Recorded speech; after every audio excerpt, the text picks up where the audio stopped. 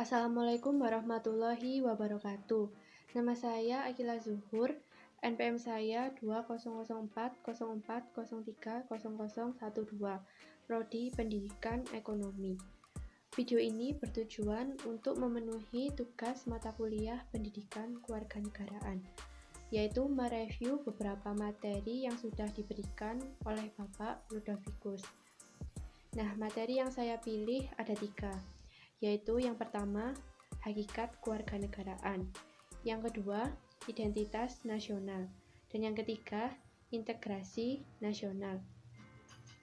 Nah, langsung saja pada review materi yang pertama, yaitu hakikat pendidikan kewarganegaraan. Pendidikan kewarganegaraan memiliki beragam definisi, salah satunya definisi secara termologis. Secara termologis, pendidikan kewarganegaraan adalah program pendidikan yang berintikan demokrasi politik yang diperluas dengan sumber-sumber lainnya, seperti pengaruh positif dari pendidikan sekolah, masyarakat, dan orang tua, untuk para siswa berpikir kritis, analitis, bersikap, dan bertindak demokratis berdasarkan Pancasila dan Undang-Undang Dasar 1945. Nah, setelah mengetahui definisinya, kita menjadi tahu pentingnya suatu pendidikan kewarganegaraan di Indonesia. Dan hal itulah yang menjadi mengapa pendidikan kewarganegaraan itu diajarkan di setiap jenjang sekolah, mulai dari SD sampai ke perguruan tinggi. Pendidikan kewarganegaraan juga tidak terdapat di Indonesia, melainkan juga terdapat di beberapa negara, seperti Amerika Serikat, Rusia, Jerman, Malaysia, dan lain-lainnya. Dan pastinya dengan istilah yang sudah ditetapkan di negara tersebut. Untuk istilah pendidikan kewarganegaraan di Indonesia juga pernah mengalami perubahan, di mana istilah pertama dikenal dengan Pendidikan Moral Pancasila atau PMP, lalu berubah menjadi Pendidikan Pancasila dan Kewarganegaraan atau PPKN yang dikenal saat ini. Nah, perubahan istilah tersebut terjadi karena perkembangan peraturan perundangan, ilmu pengetahuan teknologi, perubahan masyarakat, dan tantangan global. Tantangan global di sini seperti sikap individualisme yang tinggi, yaitu mengutamakan kepentingan diri sendiri di atas kepentingan bersama. Banyaknya masyarakat yang tidak peduli terhadap ideologi atau falsafah negara, dan lain sebagainya. Untuk materi yang kedua, yaitu identitas nasional.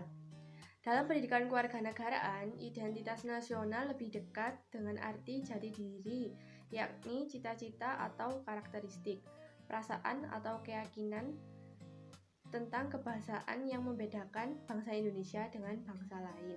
Bentuk-bentuk identitas nasional di Indonesia pernah dikemukakan pula oleh Winarno, yaitu 1. Bahasa nasional atau bahasa persatuan adalah bahasa Indonesia. Yang kedua, bendera negara adalah sang merah putih. Yang ketiga, lagu kebangsaan adalah Indonesia Raya. Yang keempat, lambang negara adalah Garuda Pancasila. Yang kelima, semboyan negara adalah Bhinneka Tunggal Ika. Yang keenam, dasar falsafah negara adalah Pancasila. Yang ketujuh, konstitusi hukum dasar negara adalah Undang-Undang Dasar 1945. Yang ke-8, bentuk negara kesatuan Republik Indonesia. Yang ke-9, konsepsi wawasan Nusantara. Dan yang ke-10, kebudayaan daerah yang telah diterima sebagai kebudayaan nasional. Semua bentuk identitas nasional tersebut telah diatur dan tentu perlu disosialisasikan dari satu generasi ke generasi selanjutnya. Namun, identitas nasional juga mendapat tantangan, yaitu lunturnya nilai-nilai luhur dalam praktik kehidupan berbangsa dan bernegara. Contohnya, rendahnya semangat gotong royong, kepatuhan hukum, kepatuhan membayar pajak, kesantunan, kepedulian, dan lain-lain. Kedua, nilai-nilai Pancasila belum menjadi acuan sikap dan perilaku sehari-hari, seperti perilaku jalan pintas, tindakan serba instan, menyontek, plagiat, tidak disiplin, tidak jujur, malas, dan lain-lain. Yang ketiga, rasa nasionalisme dan patriotisme yang luntur dan memudar. Contohnya, lebih menghargai dan mencintai bangsa asing dan lain-lain. Untuk mengendalikan tantangan tersebut, bangsa Indonesia perlu didorong agar menjadi bangsa yang beretos kerja tinggi, rajin, tekun, ulet, tidak malas, serta menjunjung tinggi nilai kejujuran, dan semua nilai-nilai tersebut telah tercakup dalam Pancasila, sehingga pada akhirnya semua permasalahan akan terjawab apabila bangsa Indonesia mampu dan berkomitmen untuk mengamalkan Pancasila. Permasalahannya terletak pada sejauh mana warga negara Indonesia memahami dan menyadari dirinya sebagai warga negara yang baik yang beridentitas sebagai warga negara Indonesia. Oleh karena itu, warga negara yang baik akan berupaya belajar secara berkelanjutan agar menjadi warga negara bukan hanya baik tetapi juga cerdas. Identitas nasional juga penting bagi kewibawaan negara dan bangsa Indonesia. Dengan saling mengenal identitas, maka akan tumbuh rasa saling hormat, saling pengertian, tidak ada stratifikasi dalam kedudukan antar negara, antar bangsa. Dalam berhubungan antar negara pun tercipta hubungan yang sederajat atau sejajar, karena masing-masing mengakui bahwa setiap negara berdaulat dan tidak boleh melampaui kedaulatan negara lain. Nah, jadi jika ditanya bolehkah sebuah negara mengklaim kebudayaan bangsa lain, maka jawabannya tidak boleh. Karena kebudayaan itu juga merupakan suatu identitas suatu bangsa atau ciri khas bangsa tersebut. Jika diklaim atau diakui bangsa lain, maka suatu identitas bangsa tersebut bisa hilang atau tidak akan memiliki ciri khas tersendiri. Selanjutnya, pembahasan materi yang ketiga atau yang terakhir, yaitu integrasi nasional. Integrasi nasional merupakan proses mempersatukan bagian-bagian, unsur atau elemen yang terpisah dari masyarakat menjadi kesatuan yang lebih bulat, sehingga menjadi satu nation atau bangsa. Jenis-jenis integrasi ada 5. Yang pertama, integrasi bangsa, yaitu pemerintah Indonesia berhasil secara damai mengajak Gerakan Aceh Merdeka atau GAM untuk kembali bergabung dan setia memegang teguh kedaulatan bersama Negara Kesatuan Republik Indonesia atau NKRI. Yang kedua, integrasi wilayah. Pemerintah Indonesia mengumumkan kedaulatan wilayah Indonesia, yakni lebar laut teritorial seluas 12 mil diukur dari garis yang menghubungkan titik-titik ujung yang terluar pada pulau-pulau negara Indonesia. Dengan deklarasi ini, maka terjadi integrasi wilayah teritorial Indonesia. Wilayah Indonesia merupakan satu kesatuan wilayah dan laut tidak lagi merupakan pemisah pulau, tetapi menjadi penghubung pulau-pulau di Indonesia. Yang ketiga, integrasi nilai, yaitu Pancasila. Karena Pancasila sebagai nilai bersama dan sebagai dasar filsafat negara. Yang keempat, integrasi elit massa. Integrasi elit massa ditandai dengan seringnya pemimpin mendekati rakyatnya melalui berbagai kegiatan. Misalnya kunjungan ke daerah, temu kader PKK, atau pemberdayaan kesejahteraan keluarga, dan kotak pos presiden. Yang kelima, integrasi tingkah laku atau perilaku integratif. Mewujudkan perilaku integratif dilakukan dengan pembentukan lembaga-lembaga politik dan pemerintahan, termasuk birokrasi. Dengan lembaga dan birokrasi yang terbentuk, maka orang-orang dapat bekerja secara terintegratif dalam suatu aturan dan pola kerja yang teratur, sistematis, dan bertujuan. Selanjutnya, pengembangan integrasi dapat dilakukan melalui 5 pendekatan juga, yaitu yang pertama, adanya ancaman dari luar. Adanya ancaman dari luar dapat menciptakan integrasi masyarakat.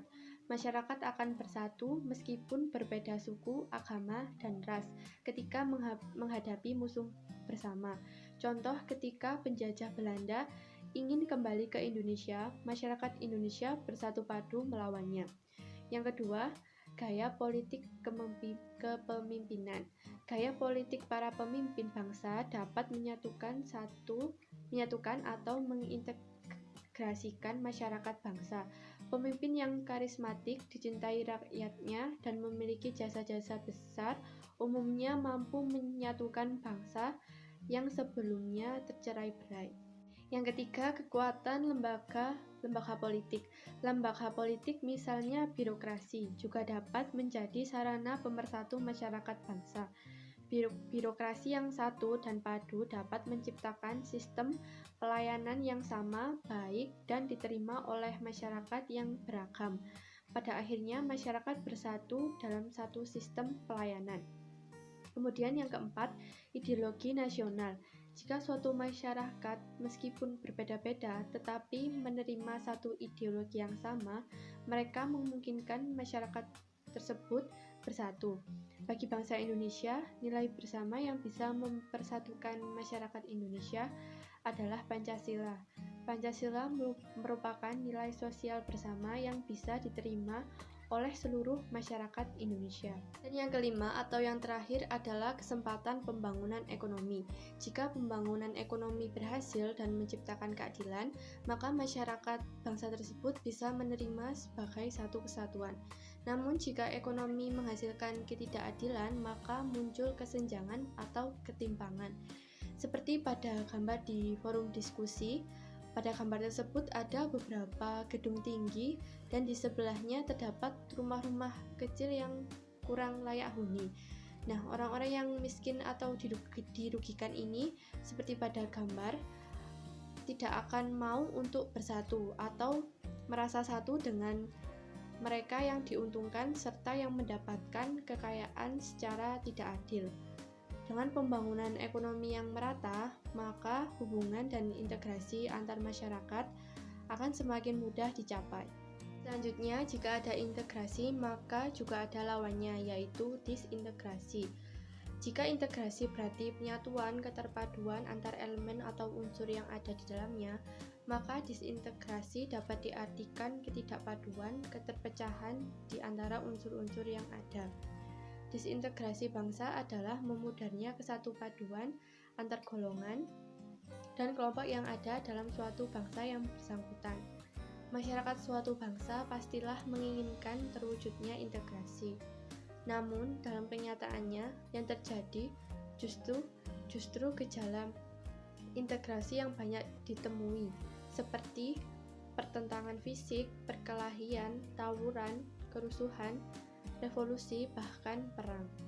Oleh karena itu, integrasi bangsa diperlukan guna membangkitkan kesadaran akan identitas bersama, menguatkan identitas nasional, dan membangun persatuan bangsa. Ya, sekian materi yang sudah saya review. Terima kasih atas perhatiannya dan mohon maaf jika ada salah kata. Saya akhiri. Wassalamualaikum warahmatullahi wabarakatuh.